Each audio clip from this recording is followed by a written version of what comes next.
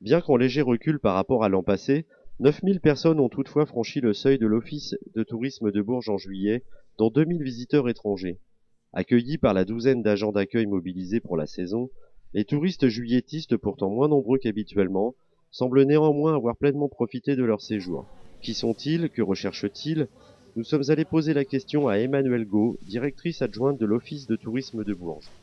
Alors, le bilan, il est un peu mitigé pour le moment.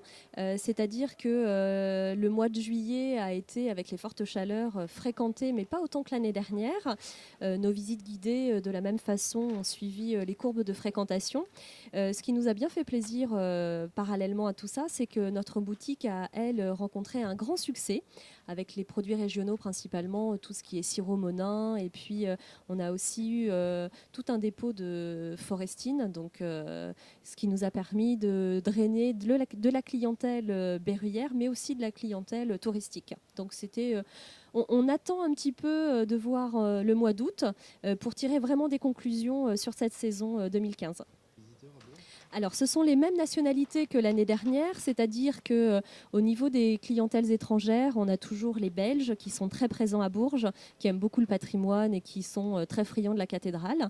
Les Néerlandais qui, eux, sont sur un tourisme de passage, un tourisme de nature, donc vont plutôt nous demander des espaces verts, des promenades ou alors des lieux de baignade.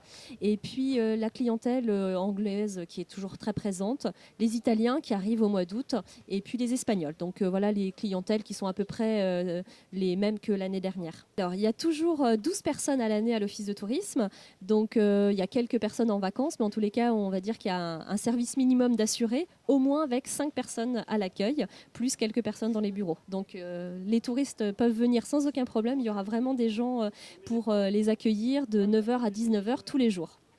Malgré les fortes chaleurs donc et la menue difficulté à trouver une table gastronomique en soirée, le mois d'août s'annonce plutôt prometteur avec d'ores et déjà pas moins de 3000 visiteurs reçus à l'office de tourisme dès la première semaine.